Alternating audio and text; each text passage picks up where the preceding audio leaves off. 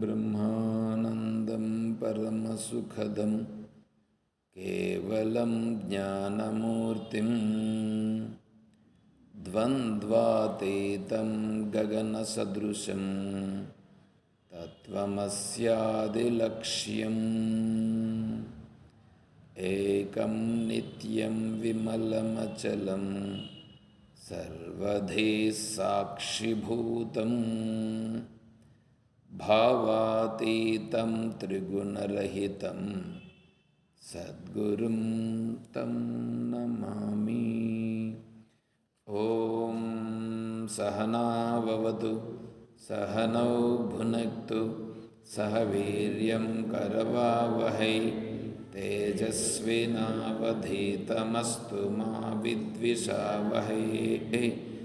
ఓం శాంతి శాంతి శాంతి. హరి ఓం తత్సద్.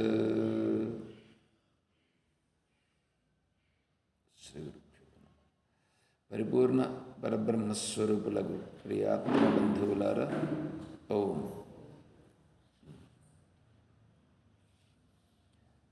133 పేజీలో 3వ శ్లోకమైనది 4వ శ్లోకం. ధర్మ ఏవ హతో హంతి ధర్మో రక్షతి రక్షితః తస్మాద్ ధర్మం న త్యజామి మానో ధర్మో హతో వదీత్.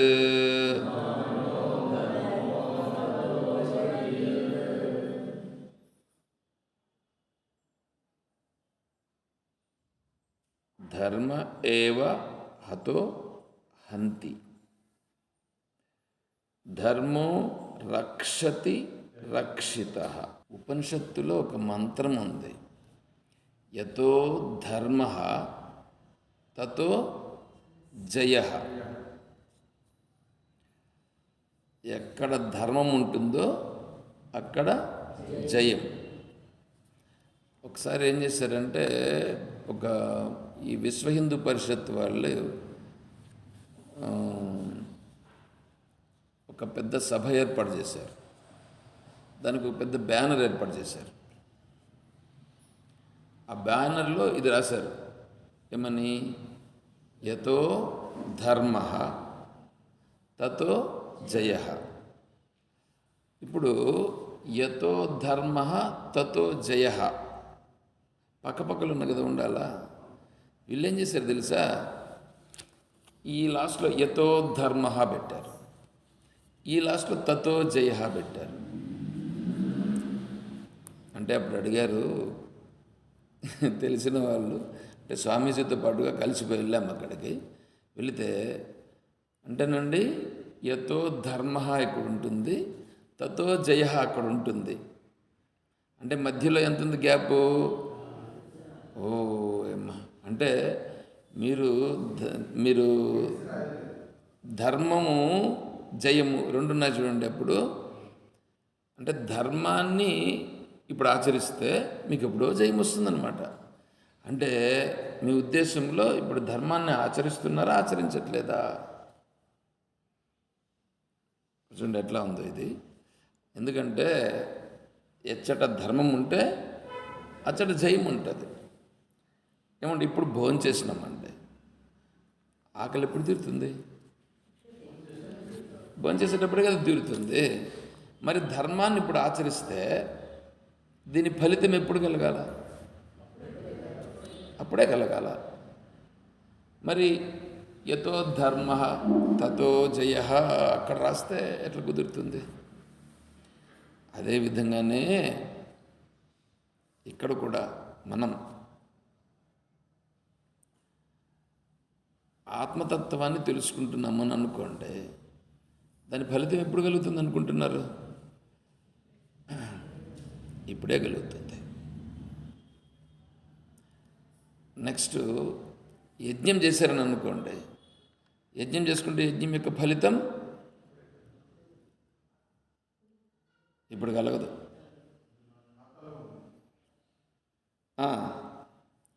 యజ్ఞం చేస్తే యజ్ఞం యొక్క ఫలితం ఏమిటి? వీడు స్వర్గాన్ని కోరుకుంటున్నాడు.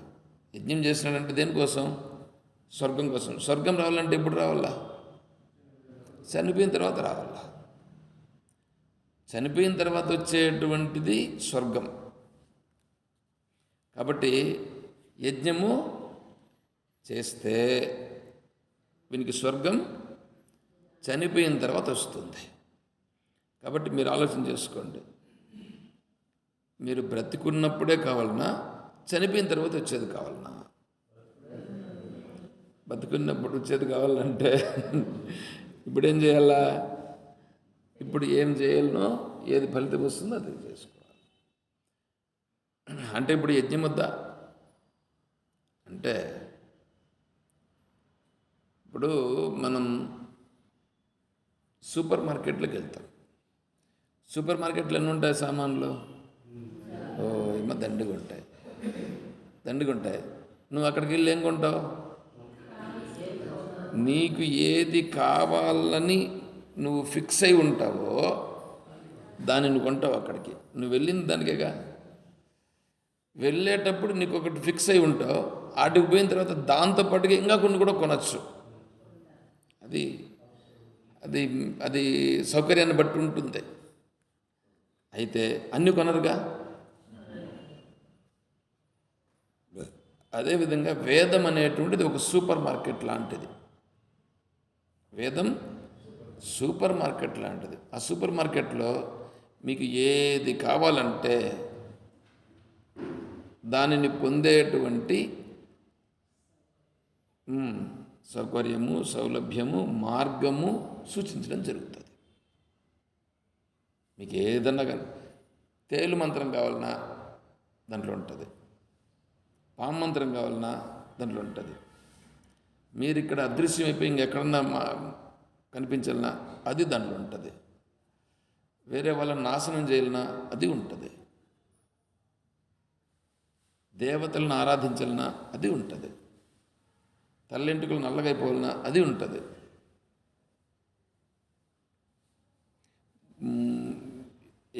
యంగ్గా ఉండేటువంటి వాడు ముసలుడుగా కనిపించాలన్నా అది ఉంటుంది. నన్ను అడగద్దండి తల్లింటికలు నల్లగా కావాలని. ఎందుకంటే మీరు చెప్పినారు కదా సార్, మీరు నాకు చెప్పండి అంటే మీకు అడ్రస్ ఇస్తాను కావాలంటే ఆయన పోయి కలిసి పోయి అడగండి. ఎందుకంటే అధర్వణ వేదంలో ఇటువంటివి ఉంటాయి. చెప్పని కూడా చెప్పాడు ఆయన, ఇటువంటివి కూడా ఉన్నాయి. కాబట్టి ఆ వేదంలో అటువంటివన్నీ ఉంటాయి. భగవంతుడు ఏమన్నాడు? సహయజ్ఞా ప్రజా సృష్ట్వా పురోవాచ ప్రజాపతి అనేన ప్రసవిష్యధ్వం ఏషవోస్త్విష్ట కామధుక్. ఇష్ట కామధుక్.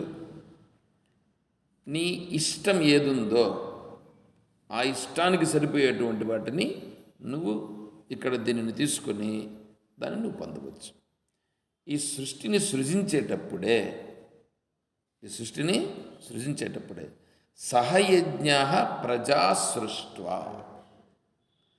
ఇట్లా ప్రజలను సృష్టించినాడు, ఇట్లా ఈ యజ్ఞములను కూడా సృష్టించినాడు. ఇవి రెండు సృష్టించబడినాయి. నీకు ఏది కావాలంటే దానికి సరిపోయే దాన్ని నువ్వు తీసుకో. దానితో నీకు కావాల్సిందని నువ్వు పొందొచ్చు. ఇప్పుడు నాకు స్వర్గం అక్కర్లేదు అనుకున్నాం అనుకోండి, స్వర్గానికి సంబంధించిన యజ్ఞములన్నీ ఇప్పుడు ఏమైపోయినాయి నా దృష్టిలో? అవసరమే లేదు.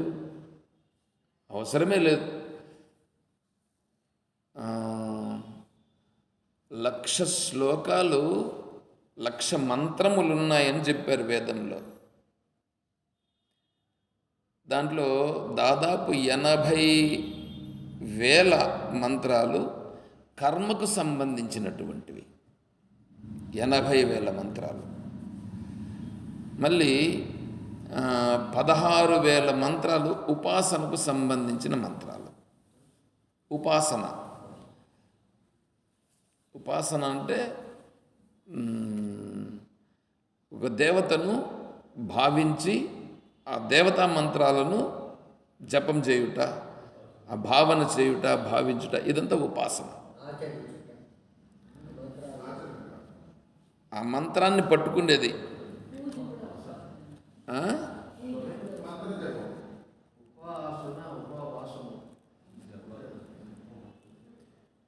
పూజ ఉపాసన కిందికి రాదు, కర్మ కిందికి వస్తుంది. పూజ కర్మ కదా చేస్తున్నావు, మనస్సుతో చేస్తే అది ఉపాసన అవుతుంది. శరీరముతో కర్మేంద్రియాలతో చేసేదంతా కూడా కర్మ. మనస్సుతో చేస్తే అది ఉపాసన. ఉపాసన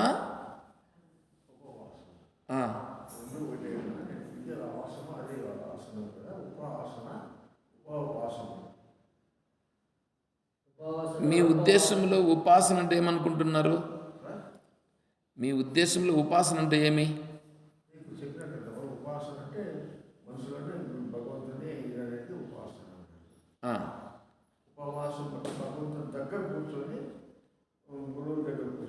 భగవంతుడు అంటే ఎవడు? భగవంతుని దగ్గర కూర్చోవడం అంటే ఎక్కడ కూర్చోవడం? ఇక్కడ భగవంతుడు అంటే ఇది కూడా భగవంతుడే కదా. అప్పుడు ఎక్కడ కూర్చోమంటావు? నువ్వు చెప్తా ఉండే దాంట్లో ఇప్పుడు ఉపవాసము అని అంటే మీరేమంటున్నారు? భగవంతుని దగ్గర కూర్చొని అని అంటున్నారు. భగవంతుని దగ్గర కూర్చొని అంటే ఇప్పుడు విగ్రహం దగ్గర కూర్చొని కూడా పూజ చేస్తారు కదా, అది భగవంతుడే కదా. అప్పుడు ఆ అర్థమా ఈ అర్థమా? అర్థమవుతుందా? నేను అడుగుతుంటే ప్రశ్న అర్థమవుతుందా? నువ్వు చెప్తా ఉండే దాంట్లో ఏ అర్థం తీసుకోమంటావు? ఇది ఆల్రెడీ ఇంతకుముందు చెప్పాను. ఉపాసన అంటే మనస్సు, నువ్వు ఏ దేవత ఆరాధన చేస్తున్నావో, లేకపోతే ఏ దేవతను నువ్వు పట్టుకుని ఉన్నావో, ఆ దేవతా రూపంగా నీ మనస్సు మారిపోవుట.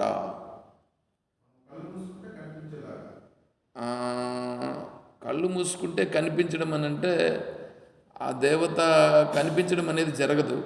ఒకవేళ కనిపించినా ఒక క్షణం అలా కనిపించి అలా వెళ్ళిపోవచ్చు. కాబట్టి ఏమన్నారంటే విగ్రహం కనిపించాలి అనేటువంటి భావనను పెట్టుకోవద్దండి. విగ్రహం కనిపించాలి అనే భావన పెట్టుకుంటే అది ఎప్పుడూ జరగదు.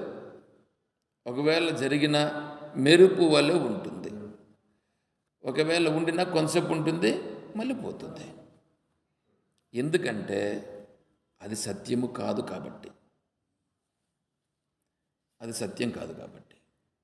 మరేంటి అంటే ఆ మంత్రం పెట్టుకున్నావుగా, మంత్రము భావము రెండు ఉంటాయి అక్కడ. మంత్రం ఏది ఉందో మంత్రానికి సంబంధించి ఏ భావనతో ఆ మంత్రం చెప్పినారు ఆ భావనను పట్టుకో. ఆ భావనను పట్టుకోవాలి. అదేమవుతుంది? ఇప్పుడు రామ మంత్రం. రామ అంటే ఇప్పుడు రాముడు కనిపించాలనా అనేదంటే, రాముడు నీ మనస్సు నిలిచేదానికోసం గాను మొదటలో నువ్వు విగ్రహాన్ని చూస్తావు. అప్పుడేమైపోయింది? నీ మనస్సు రాముణ్ణి చూసినప్పుడు వేరే వాటిపైన ఉండేటువంటి దృష్టినంతా మరల్చి రాముని దగ్గర చేర్చేదానికి మాత్రం ఆడ విగ్రహం ఉపయోగపడింది. అది ప్రాథమిక స్థాయిలో కరెక్టే. అంతలో మాత్రానికి అదే కరెక్ట్ అని పట్టుకోకూడదు. రామ అంటే ఏమిటి? రామ అనేటప్పుడు ఆ రామ అనేటువంటిది ఒకవేళ రాముని పట్టుకున్నావు, రాముడు ఏం చేశాడు? రాముడు ధర్మంగా ఉండినాడు, రాముడు ఆచరించినాడు, రాముడు ఆడిన మాట తప్పలేదు, రాముడు ఏకపత్ని వ్రతుడు, ఒకటే మాట, ఒకటే బాణం, ఒకటే భార్య. ఇది ఉంది కదా. మరి ఇప్పుడు ఇక్కడ అర్థం ఒకటే భార్య అంటే ఇక్కడ కొంచెం కొంచెం ఇబ్బందికరమైనటువంటి ప్రశ్న వస్తుంది. దశరథునికి ఎంతమంది భార్యలు?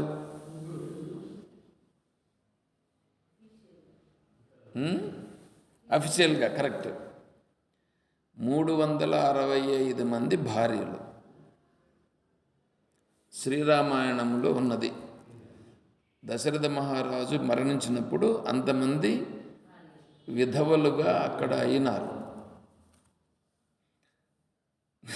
అఫీషియల్గా కరెక్టే 3. ఎందుకు దశరథునికి 3 భార్యలు అనేటువంటిది మళ్ళీ వస్తుంది. సత్వగుణం, రజోగుణం, తమోగుణమే 3 భార్యలు. దశరథుడు దశేంద్రియములను అధిరోహించినటువంటి వాడు, జ్ఞానేంద్రియ కర్మేంద్రియాలను అధిరోహించి తన వశంలో పెట్టుకున్నటువంటి వాడు దశరథుడు.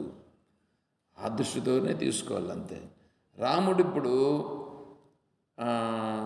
అంటే ఒకటే మాట, అంటే మాట ఏది చెప్పినాడో అదే చేతలో చేస్తాడు.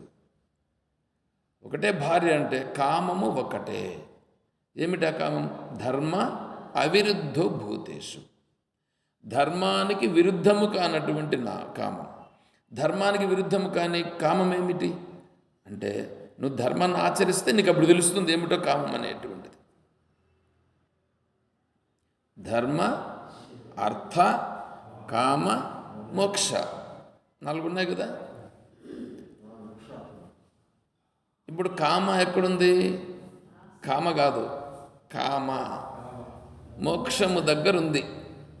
మోక్షానికి దగ్గరుందిగా, మోక్షానికి దగ్గరుంది. అది ఎట్లా చూస్తుంది? ఇప్పుడు మీరు చెప్పేటప్పుడు వరుస ధర్మ, అర్థ, కామ, మోక్ష అని కదా చెప్తా ఉన్నారు.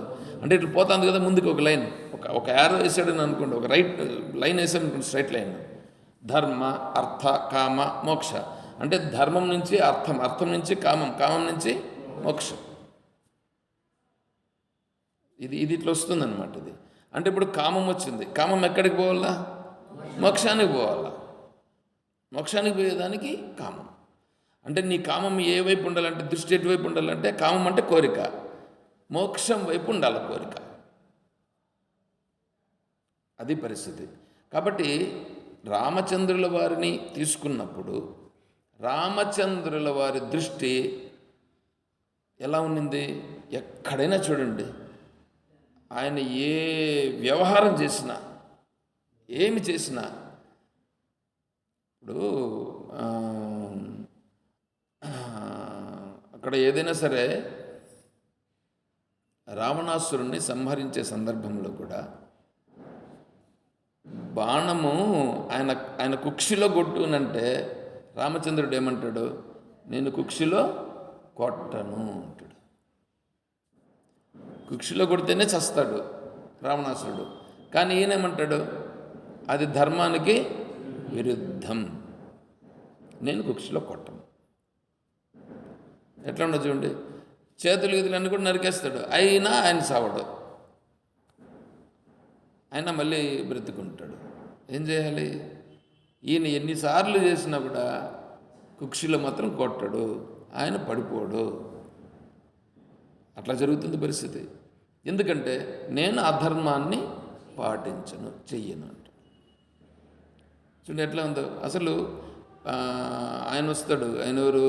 ఇంద్రజిత్ వచ్చి నాగాస్త్రంను ప్రయోగించినప్పుడు, నాగాస్త్రం ప్రయోగించినారు రామలక్ష్మణుల పైన, మూర్చిపోయినారు. మూర్చిపోయేదానికి ముందు తను వేరే అస్త్రాన్ని కూడా ప్రయోగించవచ్చు, కానీ అక్కడ ఆ అస్త్రానికి గౌరవించి తను కట్టుబడాడు.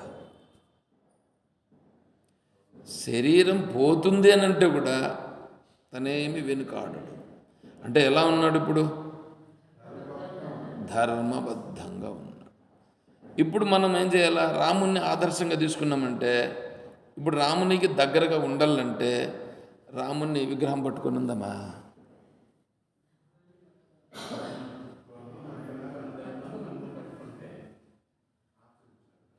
రాముని విగ్రహాన్ని పెట్టుకొని కొంతమంది ఏం చేస్తారు తెలుసా? ఈ జ్యోతిష్య శాస్త్ర పండితులను మీరు కనుక చూశారంటే వాళ్ళు ఏం చేస్తారు తెలుసా? రాముని యొక్క జన్మకుండలి, రాముని జన్మకుండలి ఉంటుంది చూడండి, ఒక పేపర్ పెట్టుకుంటారు. మన వాళ్ళు ఏం చేస్తారంటే దేవుని వాళ్ళ ఇష్టదైవాన్ని ఏదో ఒక ఫోటో ఒకటి పెట్టుకొని ఉంటారు కదా. వీళ్ళు రాముని యొక్క జన్మకుండలి పెట్టుకుంటారు. వాళ్ళు రాముని పెట్టుకోరు, రాముని యొక్క జన్మకుండలికి పుట్టింటే చూడండి, ఏ రోజు పుట్టినాడో ఆ రోజు ఎట్లున్నాయో గ్రహాలు అవి పెట్టుకుంటారు. ఇంకొంతమంది రాముని ఫోటో పెట్టుకుంటారు.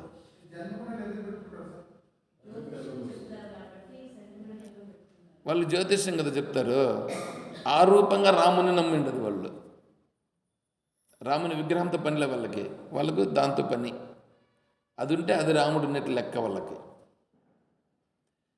ఇప్పుడు మనమేమంటున్నాం? ఈ పేపర్ పెట్టుకున్నాం అనుకో, అది నేను రక్షిస్తుందా?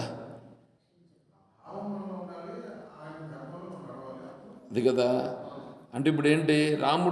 రాముడు ఇంత చేసినది దేనికి? మనము ఆ రకముగా ప్రవర్తించుట కొరకు. ఇంకొంతమంది ఏం చేస్తారు? రాముని విగ్రహాన్ని పట్టుకుంటారు. ఎదురుగా ఉండే వాళ్ళని గురించి చూడరు. వీళ్ళకి కావాల్సిందేమి? రాముని విగ్రహం. రాముని విగ్రహానికి పూజ, అభిషేకము, ఇవి చేస్తే చాలు అని అనుకుంటారు. వద్దని చెప్పలేదు, ప్రాథమిక స్థాయిలో ఇది కావాల్సిందే. మనస్సు ఏకాగ్రమయ్యేదానికి కర్మాణి చిత్తశుద్ధ్యర్థం.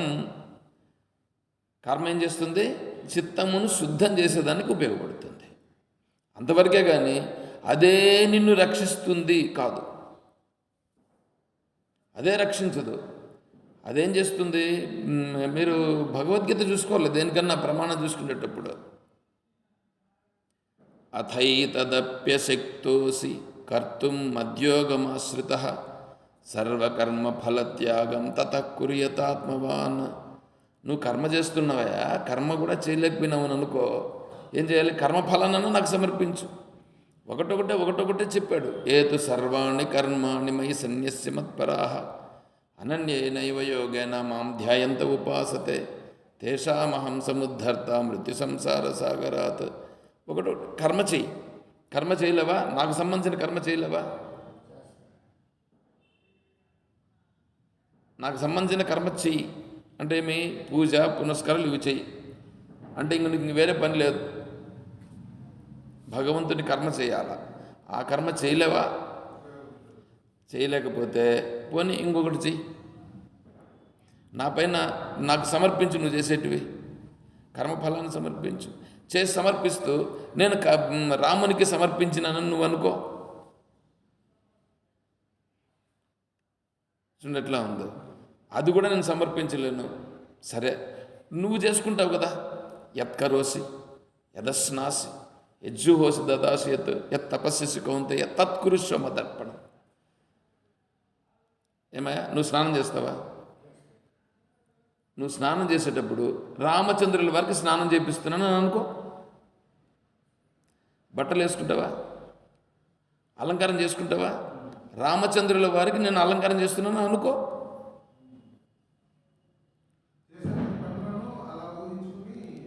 అదే కదా చెప్తున్నాడు ఇప్పుడు ఇక్కడ. తర్వాత తింటావా? రామచంద్రుల వారికి నేను తింటున్నా, రామచంద్రుల వారికి తినిపిస్తున్నానని చెప్పి తినిపించు. తిరుగుతావా? రామచంద్రుల వారికి నేను సేవ చేస్తున్నానని చెప్పి తిరుగు. నిద్రపోతావా? రామచంద్రుల వారిని నేను నిద్రపుతున్నాను. ఈ పని కూడా చేయలేరా?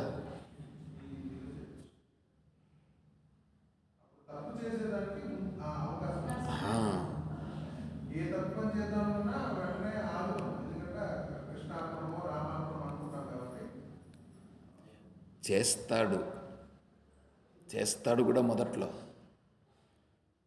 చేస్తాడు, తప్పు పని చేస్తాడు. కానీ ఏమవుతుందో తెలిసిన, ఆ తప్పు పనిని ఇది దాంట్లో నుంచి బయటపడేస్తుంది. వీడి మనస్సులో ఈ భావన ఉంటుంది, చేయాలా చేయాలా చేయాలనే భావన. ఎప్పుడైతే వీడు దీన్ని పట్టుకున్నాడో అప్పుడు ఇదేం చేస్తుంది, ఇది మనస్సులో వచ్చి ఇది నిలుస్తుంది. ఇది నిలిచినప్పుడు దీని ప్రభావం మనస్సుకు పెరిగి ఆటోమేటిక్గా ఇది తగ్గుతుంది, ఆటోమేటిక్గా తగ్గుతుంది. అట్లా తగ్గలనే కానీ వేరే విధంగా ఇక్కడ నా మైండ్లోకి ఏమొస్తుందంటే, ఎంతసేపు అయినా ఈ కర్మఠుల యొక్క భావన ఉందే, ఈ కర్మఠుల భావన ఏంటంటే, ఈడు ఉండేటువంటి వాళ్ళు అట్లాంటి వాళ్ళు ఉండరు. నేను దేవునికి పూజ చేస్తాను, ఆ దేవుడు నన్ను రక్షిస్తాడు అంతే. ఆ దేవుడు ఎట్లా రక్షిస్తాడంటే దేవుని రూపంగా వచ్చి రక్షిస్తాడు. దేవుని రూపంగా వచ్చి అంటే ఏమి, రాముడే రావాలా నాకు ఎదురుగా, వేరే వస్తే కుదరదు. ఒకడు 3వ అంతస్తులో ఉన్నాడు, వర్షం పడింది, వరదలు వచ్చేసినాయి. వరదలు వచ్చేస్తే వాడు రాముని భక్తుడు. రాముని భక్తుడైతే రామా నన్ను కాపాడు అని ప్రార్థన చేశాడు. ప్రార్థన చేస్తే ఇప్పుడేమైందంటే, ఈ వరదల్లో చిక్కుకుంటారు కదా, చిక్కుకునేటువంటి వాళ్ళని కాపాడేదానికి వస్తారు కదా ఎవరొకరు. ఎట్లాగా ఫస్ట్ గజ ఈతగాళ్ళు వచ్చారు. ఈతగాళ్ళు వచ్చి విన్ని పిలిచారు, రావయ్య నిన్ను మేము రక్షిస్తాము, నాకు రాముడు రక్షిస్తాడు, నేను మీతో పని లేదు పోండి అని అన్నాడు. సరే ఇంకొంతసేపటికి బోట్ వాళ్ళు వచ్చారు, ఎందుకంటే నీళ్లు పెరిగిపోతున్నాయి. బోట్లో వచ్చారు, పైన ఉండవు, సురక్షితంగా ఉండవు, రా అని అన్నారు. నేను రాను, నాకు రాముడు రావాలన్నాడు, రాముడే కాపాడుతాడు అని అన్నాడు. ఇంకా కొంతసేపటికి నీళ్లు 3వ అంతస్తు కూడా వచ్చేస్తున్నాయి. అప్పుడు హెలికాప్టర్లో వచ్చారు. హెలికాప్టర్లో దారం కిందికేసి రావయ్యా అని అన్నారు. నేను రాను, నాకు రాముడు రక్షిస్తాను. ఏం చేయాలి చెప్పండి, వెళ్ళిపోయింది అది కూడా. లాస్ట్కి ఏమైందంటే నీళ్ళు వచ్చినాయి, కొట్టుకొనిపోయినాడు. సరే తర్వాత పైకి పోయిన తర్వాత అక్కడ ఇది కథ. పైకి పోయిన తర్వాత ఆడు అడిగాడు, రామా నిన్ను నమ్ముకున్నాను ఎందుకు రాలేదన్నాడు. మరి పిచ్చాడా, ఫస్ట్లో నేను గజ ఈతగాల రూపంగా వచ్చినాను, నిన్ను పిలిచాను, వచ్చినావా, రాలా. పోనీ 2వసారి బోట్లో వచ్చినాం, అప్పుడన్నా వచ్చినావా, అప్పుడు రాలా. 3వసారి హెలికాప్టర్ని పంపించినాను, అప్పుడన్నా వచ్చినావా, అప్పుడు రాలేదు. నేను రాముడు అంటే ఇంకేమనుకుంటున్నావు రా నువ్వు, ఇప్పుడంతా ఆడుండే వాళ్ళంతా ఆ రాముడి రూపంగా రాలేదా. ఇట్లాంటి దీన్ని ఏమంటారంటే, మీ నిజంగా మీకు తెలియదు చెప్తున్నాను నేను. ఈ పూర్వ సిద్ధాంతం వాళ్ళు ఉన్నారే, పూర్వమీమాంస సిద్ధాంతం వాళ్ళు ఉన్నారు చూడండి, వీళ్ళు ఎంతటి పరమ మూర్ఖులంటే అంతటి పరమ మూర్ఖులు. వాళ్ళకి బయట విషయాలంతా ఏమి పేరుకు చెప్తారు, బయటకి పేరుకు మేమంతా భగవంతుని సేవ చేసేటువంటి వాళ్ళము, భగవంతుని సేవ చేయాలి అని అంటారు. భగవంతుని సేవ అంటే ఏమి,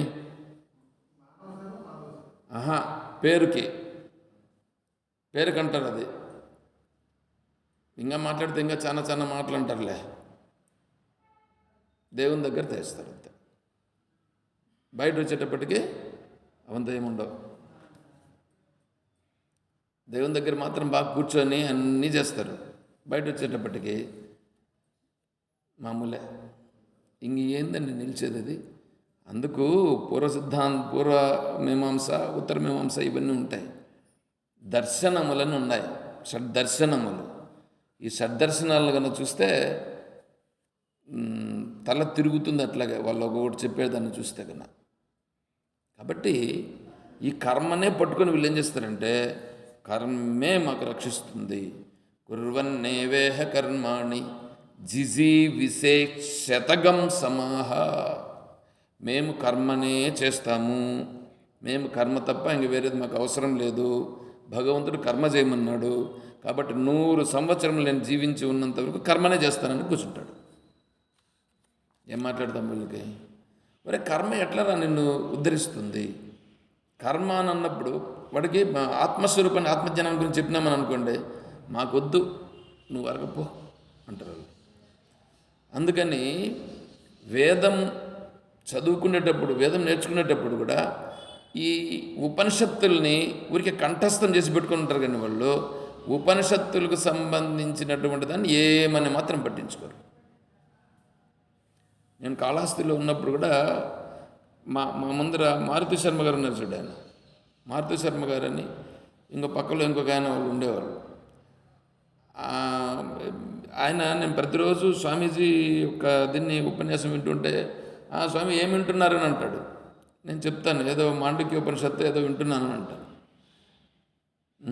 సరే అంటాడు. అసలు దాంట్లో ఏమి ఉంది అనేటువంటి విషయం గురించి మాత్రం ఏం తెలియదు ఆయనకి. ఆయనకు మాండక్య ఉపనిషత్తు మళ్ళీ ఆయన నేర్చుకున్నాడు, బృహదారణ్యక ఉపనిషత్తు నేర్చుకున్నాడు. ఎంతసేపు కర్మ కర్మ కర్మ అంతే, కర్మకు మించి వేరేదే లేదు. ఇంటి చుట్టూ ఏం చేసినాడంటే అన్నీ ఈ దాన్ని ఏమంటారు, నవగ్రహాలకు సంబంధించిన చెట్టు పెట్టుకున్నాడు. తర్వాత ఆ పూజా విధానం మాత్రం చాలా బ్రహ్మాండంగా చేస్తారు, అంతా బాగా చేస్తారు, బాగానే ఉంటుంది. కానీ మన జీవితము దేనికి వచ్చింది, దేనిని తెలుసుకున్నట్టుకు జీవితం వచ్చింది అంటే అర్థమవుతుందా? దాని ఏదో తెలుసుకునే దానికి ప్రయత్నం చేయాల. అంతసేపు నేను విగ్రహాన్ని పట్టుకుంటాను అంటే విగ్రహాన్ని పట్టుకుంటే ఏం రక్షిస్తుంది నిన్ను?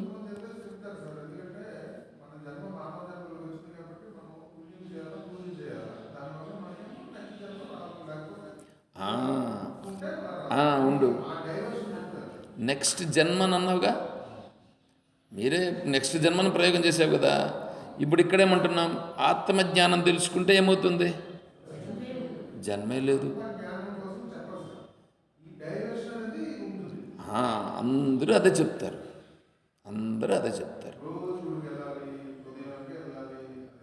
ఎక్కడైనా ఇదే ఉంటుంది.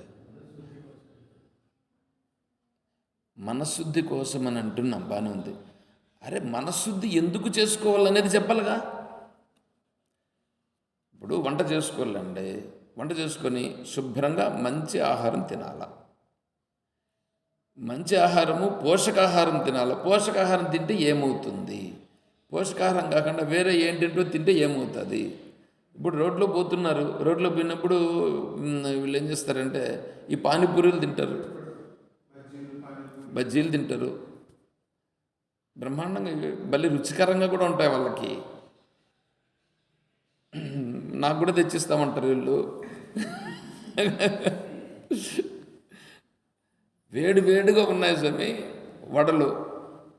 అయ్యా నాకు ఇడ్లీ పెట్టయ్యా స్వామి అంటే, ఇడ్లీలు మాత్రం తీసుకురా అంటే, లేదు స్వామి వడలు కొనుక్కొని వస్తారు.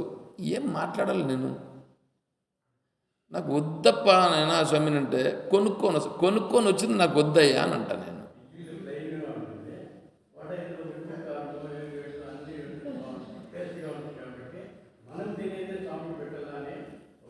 సరే మీ ఇంట్లో చెయ్యి, మీ ఇంట్లో చేసింది ఎత్తుకొని రా, అది కదా చెప్తాము. మీ ఇంట్లో చేసింటే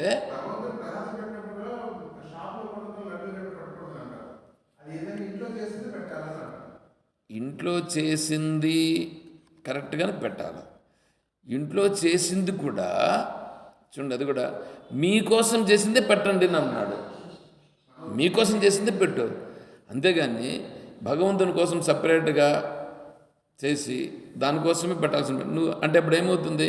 నువ్వు చేసింది ఏదుందో దానిని నువ్వు పవిత్రంగా చేయి, దాన్ని నువ్వు పవిత్రంగా చేసి పెట్టు.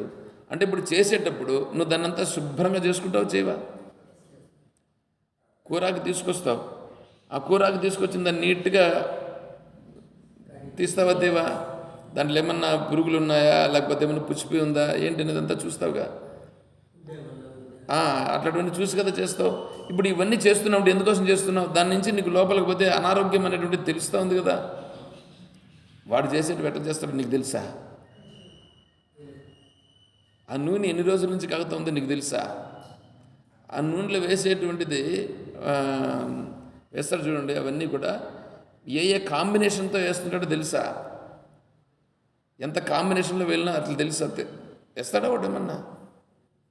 బజ్జీలు చేయాలండి. బజ్జీలు చేయాలంటే దానికి శనగపిండే వేస్తాడు. ఆ శనగపిండికి వాడు ఏమేమి వేయాలా, ఎంత డోసులో వేయాలనేది వేస్తాడు కరెక్ట్గా.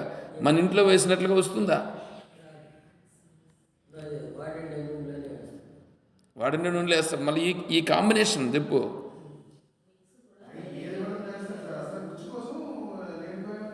ఎందెందో వేస్తుంటాడు.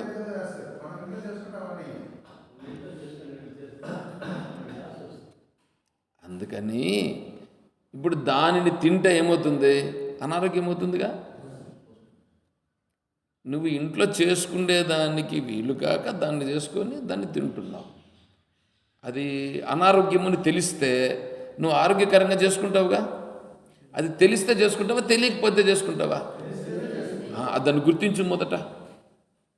అరే బయట ఉండేటువంటి దాన్ని తింటే నాకు అనారోగ్యం అవుతుంది, నాకు అనారోగ్యం అవుతుంది ముందు గుర్తించు. గుర్తిస్తే ఏమవుతావు? అప్పుడు నువ్వు తెలుసుకొని నీ దగ్గరికి వస్తే కూడా నాకు వద్దు నాయనా అని అంటావు. అంతే కదా. నువ్వు తెలుసుకోకుండానే ఉంటే వాడు విక్రయించి లాభం పొందేదానికి ఆటంకి ఉడుకుడుగా పెట్టేసి ఇచ్చేస్తాడు. రుచి అవన్నీ అనుకొని తినేస్తాడు.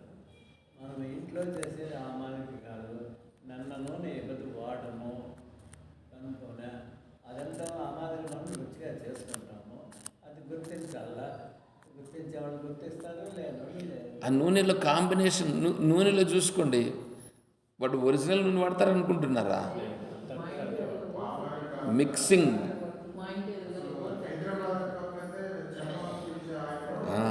కాబట్టి ఇప్పుడు ఏమండి, ఇది సింపుల్ విషయం కదండి. ఇది దేవుని దగ్గరికి పోవాలి, ఆత్మతత్వం తెలుసుకోవాలి అంటే ఈ సింపుల్ విషయాల్లోనే మనం సక్రంగా పాటించలేనటువంటి వాడు ఇంకా పై విషయాలు ఏమొస్తాడు? చూడండి ఎట్లా ఉంది ఇది. సింపుల్ విషయాలు వీళ్ళు ఏమంటారు తెలిసిన, అదంతా లెక్కలేదు, మేము రాముని పట్టుకుంటున్నాం, రాముడే అన్నీ చూసుకుంటాడు. పిచ్చి.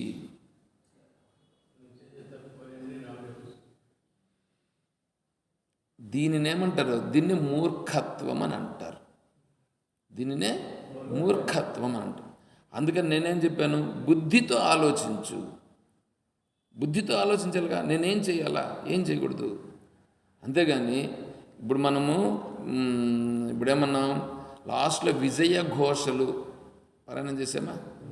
విజయ ఘోషల్లో ఏముంది చూడండి, ఎత్తుకుంటానే దైవ మతము ప్రతిష్ఠితమగునుగా.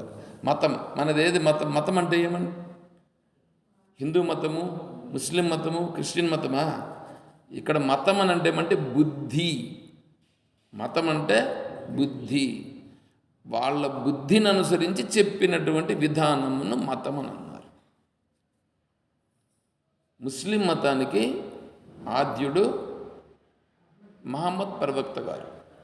ప్రవక్త గారు చెప్పినటువంటి వారి యొక్క జ్ఞానం ఏదుందో దానిని ముస్లిం మతం అని అన్నారు. ఇస్లాం మతం. జీసస్ గారు చెప్పారు. జీసస్ గారి యొక్క బుద్ధి, వారి యొక్క బుద్ధిలో నుంచి వచ్చింది అది. అది మతం, వారు చెప్పిన విధానం. ఇప్పుడు ఇక్కడ చూడండి, ఇది మనం హిందూ మతం అంటే, హిందూ మతం అని అంటే ఏంటి? హీనం నా జానాతి. హీనం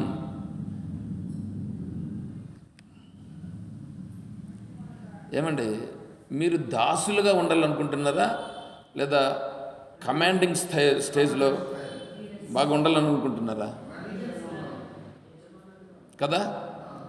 మీరు లీడర్లుగా ఉండాలని కోరుకోవాలి, కానీ నేను ఎప్పుడు పనికిరానుడుగా ఉండాలని కోరుకుంటే ఎట్లా చెప్పండి? పనికిరాని వాళ్ళు ఎవరు? మీ శరీరంలో చూసుకో. మీ శరీరంలో మీ ఇంద్రియాలు మనస్సుకు దాసుడు, అవునా? ఇంద్రియాలు మనస్సుకు దాసులు, శరీరం మనస్సుకు దాసులు, ప్రాణము కూడా మనస్సుకు దాసుడే అవుతుంది ఒక విధంగా. తర్వాత నీలో ఉండేటివన్నీ కూడా ఏవైతే ఉన్నాయో, నీ శరీరం కానీ నీ ఇంద్రియాలు కానీ ఇవన్నీ కూడా నీ మనస్సుకు దాసుడు. ఇప్పుడు మనస్సు ఆత్మస్వరూపం దగ్గర వచ్చేటప్పటికి అది కూడా దాసుడే. ఇప్పుడు నువ్వు ఆత్మస్వరూపంగా ఉండాలని కోరుకోవాలన్నా ఈ కింద కింద ఉండేటువంటి వాటి యొక్క దీని ప్రకారం ఉండాలని కోరుకోవాలన్నా? ఆత్మస్వరూపం కదా సుప్రీం. ఇంద్రియాణం హి చరతాం యన్మనోని విధీయతే. పొద్దున్నే కూడా చెప్పినాం అనుకుంటాను, శ్లోకం చెప్పాను. ఇంద్రియములను పట్టుకొని ఎవడు పోతాడో యన్మనోను విధీయతే, మనసు కూడా వాటి ప్రకారం పోతుందో, తదస్య వాళ్ళ యొక్క ప్రజ్ఞం, వాళ్ళ బుద్ధి, వాళ్ళ మతం, వాళ్ళ బుద్ధి ఏమవుతుంది? హరతి. హరతి అని అంటే హారతి ఇస్తారు కదా. హారతి ఎందుకు ఇస్తున్నారు? హారతి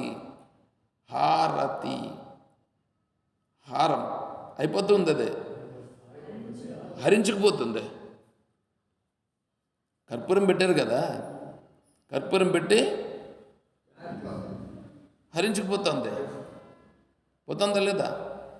అందుకోసమనే నీకు గుర్తు చేయడం కోసం గాను హారతి ఇస్తున్నారు. అక్కడ హరించుకుపోతుందా? నీ జీవితం హరించుకుపోతుంది, వెంటనే గుర్తించు.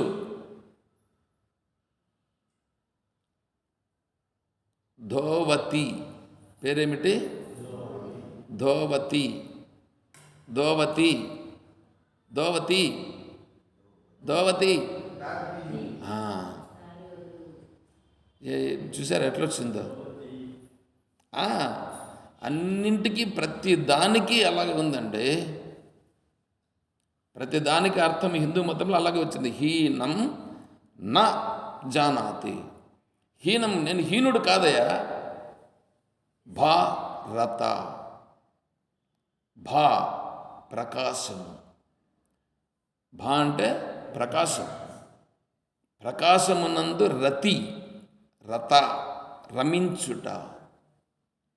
భారత, నేను భారతదేశస్థుడను అంటే ప్రకాశమునందు రమించేటువంటి వాడు. అలా కాకుండా ఈ ఇంద్రియములతో కలిసిపోతే యన్మనోను విధీయతే తదస్య హరతి ప్రజ్ఞాం, వాడి బుద్ధి అంతా ఏమైపోతుంది? హరించిపోతుంది. ఏ విధంగా? వాయుర్నావ మివ, ఇవ అంటే వలే. వాయుర్నావ, నావ పడవ ఎక్కడుంది? అంబసి, సముద్రంలో ఉంది. సముద్రంలో ఉండేటువంటి పడవ ఏమైపోయింది? వాయుగుండం వచ్చింది. ఏమైపోయింది? చల్లా చెదిరైపోతుంది. అదే విధముగా ఇక్కడ కూడా నువ్వు నీ ఇష్టం వచ్చినట్లు ఇట్లా పోతే నువ్వు చల్లా చెదిరైపోతావు. కాబట్టి దేన్ని పట్టుకోవాలా? పైకి రా. తస్మాద్యస్య మహాబాహో. చూడు ఎట్లా చెప్తున్నాడు. నిగృహీతాని సర్వశః. వాటికి పోవద్దు, వాటనికంటే పోవద్దు. సుప్రీం. ఎవరు సుప్రీం? ఆత్మస్వరూపం. ఆత్మస్వరూపం దగ్గరికి రా. నేను ఆత్మస్వరూపుణ్ణి అనేటువంటి స్థితికి నువ్వు రావయ్యా. ఎంతసేపు కిందికి ఎందుకు పోతావు నువ్వు? ఆ భావన కూడా రానియొద్దు. ఎట్లా ఉందండి? అది హిందూ అంటే. కానీ దాన్ని వీళ్ళు ఏం చేశారు?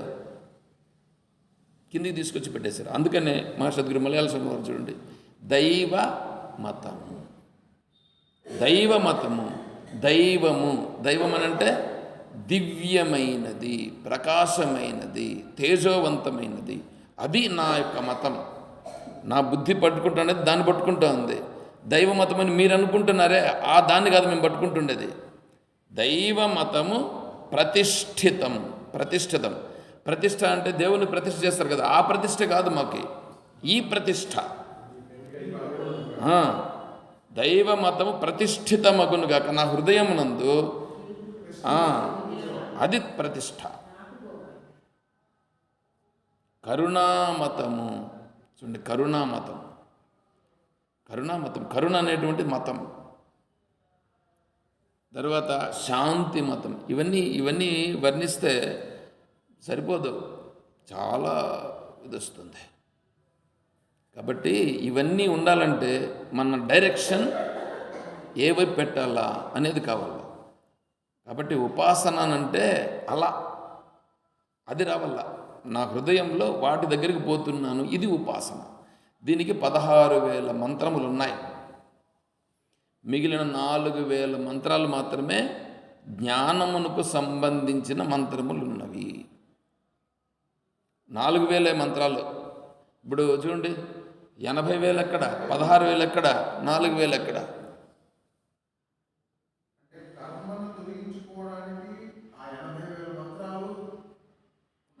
కర్మను చెయ్యడానికి 80,000 మంత్రాలు. నువ్వు ఏదేది ఎట్లా చేయాలా, ఏం చేయాలనే దానికి, ఉపాసన చేయాలనే దానికి 16,000, తెలుసుకునే దానికి 4,000. అంతే కదా. పాండవులు ఎంతమంది ఉన్నారు? కౌరవులు ఎప్పుడు అలాగే ఉంటుంది. మీరు ఎక్కడ తీసుకున్నా అలాగే ఉంటుంది. సరేనా? కాబట్టి సరే, ప్రయాణం చేద్దాం. సమయం అయింది, కానీ ఎక్కువైపోయింది ఇప్పటికే. రేపు మళ్ళీ కంటిన్యూ చేద్దాం.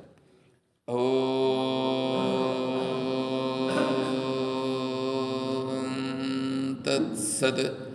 ఓం సర్వం శ్రీ సద్గురుచరణారవిందార్పణమస్తు. ఓం జయ బోలో శ్రీకృష్ణ పరమాత్మకి, జయ బోలో గీతా మాతాకి, జయ బోలో భక్త మండలికి. హర నమః పార్వతీపతయే. జై సీతారాం.